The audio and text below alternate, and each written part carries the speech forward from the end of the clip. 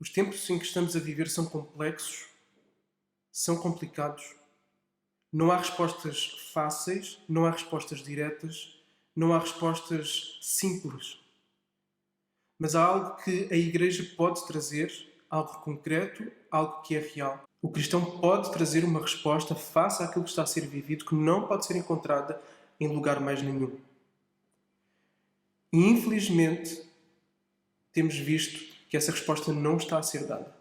E temos visto uma perpetuação daquilo que encontramos em vários lugares que tem gerado ainda maior insegurança nas pessoas. E eu já vou concretizar melhor o que eu quero dizer. Basta abrirmos as redes sociais, basta irmos ao Facebook e encontramos todo o tipo de opiniões, opiniões facilmente dadas, opiniões que apenas são ecos daquilo que outros disseram e que não demonstram uma atitude crítica, não demonstram uma atitude de reflexão e tomam posições de forma taxativa, de forma absoluta, e a partir dessas convicções desprezam outras posições que sejam diferentes. Sendo que diante deste cenário não há respostas absolutas. É tudo novo, é novo para os governantes, é novo para as lideranças dos países e por isso medidas que sejam tomadas são medidas que são tomadas na base do conhecimento que se tem, são medidas que são tomadas na base do desconhecimento que está à frente e que são tomadas segundo aquilo que parece ser o melhor para o país, para a situação em questão.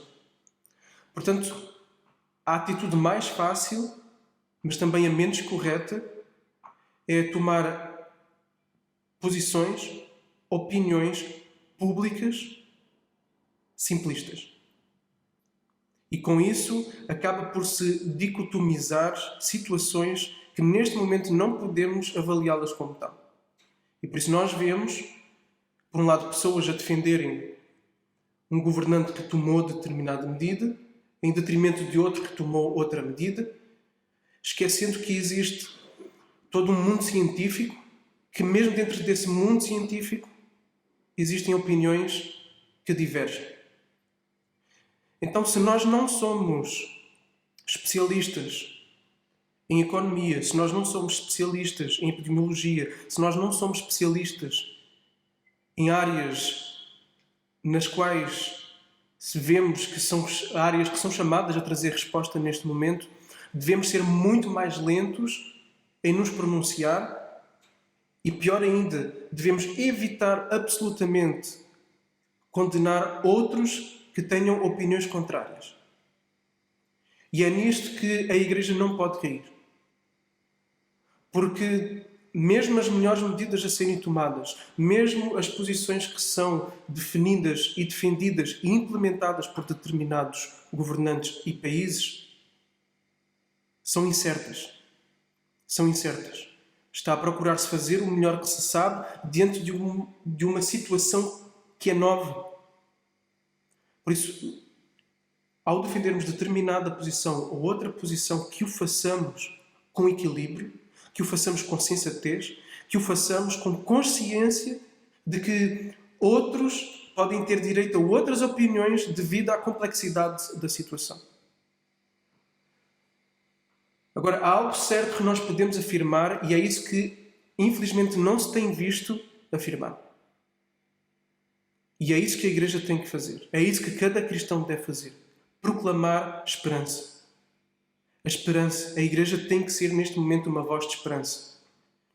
Não uma esperança baseada no fechar os olhos para a realidade da complexidade e do sofrimento das situações,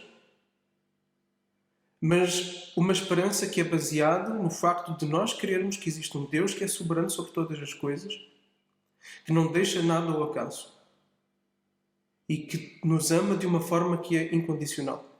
Nós temos uma esperança de termos um Salvador que nos garante não só a eternidade, mas nos garante uma alegria que não depende de circunstâncias, nos garante uma paz que excede todo o entendimento, que nos garante o relacionamento com aquele que é a fonte da vida, com aquele que é a fonte da paz, com aquele que é a fonte de todo o bem, de toda a bênção. Então nós temos que ser uma voz de esperança neste momento para aqueles que sofrem. Temos que ser uma voz de esperança, seja proclamando o Evangelho, mas seja também demonstrando amor de forma observável, palpável, àquele vizinho que está com esta necessidade, àquele colega de trabalho que está a sofrer, àquela pessoa que não consegue sair para fazer compras. Nós temos que ser esta voz de esperança. E é verdade que em muitas sociedades já existe uma estrutura que está a trazer resposta a este tipo de necessidades e talvez não o vamos fazer num nível macro, mas podemos fazer num nível micro, nos nossos prédios, com os nossos vizinhos, telefonando a irmãos da igreja, telefonando a colegas de trabalho, telefonando a amigos. Há plataformas de voluntariado, de coisas que podem ser feitas concretas. Okay? Então, seja o caso de nós vivermos num país onde a quarentena está aplicada, onde medidas de restrição são elevadas, vamos trazer uma resposta para as necessidades que não estão a ser respondidas na estrutura da nossa sociedade, ou que ainda carecem de apoio e de ajuda.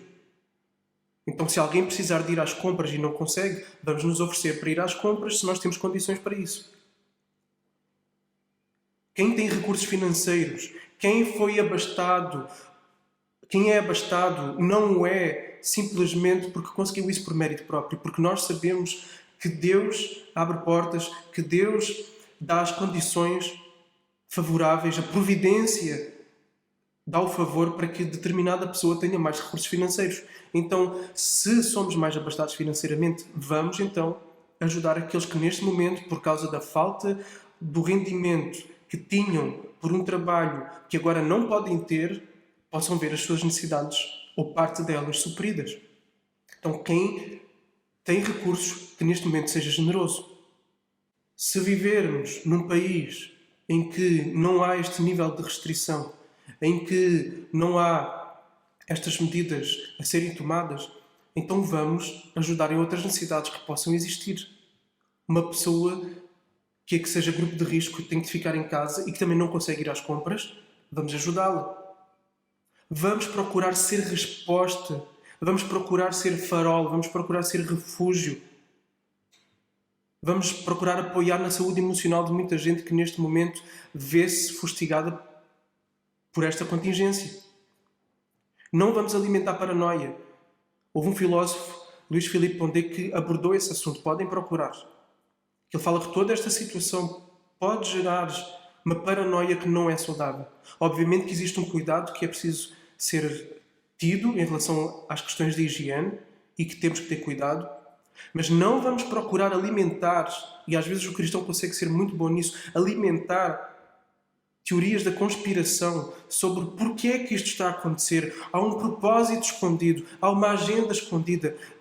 Ok, ainda que haja, qual é a resposta mais sensata neste momento, que mais edificação traz, que mais construção traz? Qual é a melhor resposta neste momento? É trazer especulação que gera ainda mais insegurança para coisas que nem sabemos se de facto são? Então, não vamos ficar a defender esta ou aquela posição de uma forma arrogante, nem de uma forma que despreza os outros, mas vamos afirmar sim de forma taxativa, seja em palavras, seja em ação, a esperança que nós temos em Cristo. O Cristo que nos comprou perdão na cruz do Calvário, o Cristo que se fez homem e humilhou e andou com prostitutas, andou com pessoas marginalizadas e foi ao sofrimento das pessoas. Não só o seu sofrimento espiritual, mas o seu sofrimento emocional e o seu sofrimento físico. Então, igreja, seja aqui em Portugal, seja no Brasil, seja nos Estados Unidos, seja na Itália ou na China, vamos ser vozes e agentes de esperança, trazer segurança, que é aquilo que os governadores não conseguem trazer, que é aquilo que a comunidade científica ainda não consegue trazer, que é aquilo que a economia não consegue trazer. Nós conseguimos trazer segurança. Segurança espiritual, que se reflete em segurança emocional. Vamos ser a voz de esperança. Em vez de alimentarmos debates infindáveis sobre quem tem ou quem não tem razão, podemos ter uma opinião, mas que seja uma opinião fundamentada, que seja uma opinião com senso crítico, que seja uma opinião que é alimentada de fontes de quem sabe e não de achismos, e que seja uma opinião que guarda as suas reservas. Porque mesmo aqueles que dentro do assunto têm opiniões concretas, eles mesmos têm algumas reservas, se forem intelectualmente honestos. Então, não vamos alimentar aquilo que infelizmente se tem visto e que mais estragos faz. Vamos ter cuidado nas redes sociais com aquilo que nós publicamos, com aquilo que escrevemos, com aquilo que gravamos. Vamos ter cuidado com a forma como nos posicionamos. E vamos encher, sim, as nossas redes sociais daquilo que traz esperança.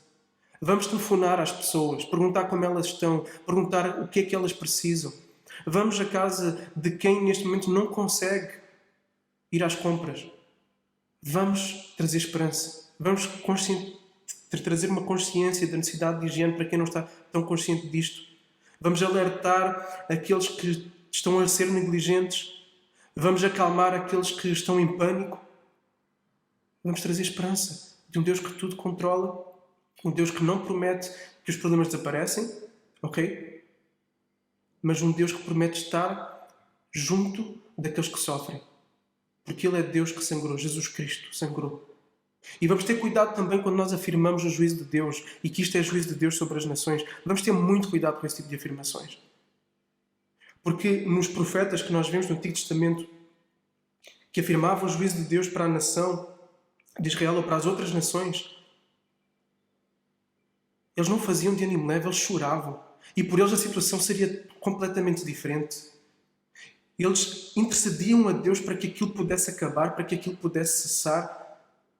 Até Deus teve que dizer, para de orar, para de orar. E a atitude que se vê muitas vezes nas redes sociais é outra completamente oposta a esta. Parece que há uma alegria, parece que há um prazer. Isto não corresponde às Escrituras, não corresponde ao Deus da Bíblia. Isso é diabólico. Temos que chamar as pessoas ao arrependimento, sim, mas vamos sofrer com os que sofrem, mesmo que sejam aqueles que nunca ligaram para Deus. Aliás, este é o momento de mostrar a esperança que existe em Deus. Parem de dar tiro nos pés. Parem de dar tiro nos pés. Vamos apresentar o Cristo morto e ressurreto, que reina e que quer dar alegria, quer dar paz, quer dar esperança às pessoas. Então vamos ser esta voz de esperança. Que Deus possa nos abençoar, que Deus nos dê sabedoria, que Deus tire de nós a estupidez que tantas vezes nós alimentamos em nós e que os outros depois acabam por repetir. Vamos quebrar esse ciclo. Sejas cristão ou não sejas cristão, vamos terminar com esse ciclo. E vamos trazer esperança, porque é isto que é necessário agora. Vamos trazer senso crítico, inteligência, ponderação. Okay? Então que Deus te abençoe e que de facto Deus possa nos usar como porta-vozes de esperança para trazer segurança no meio de tanta insegurança que neste momento existe.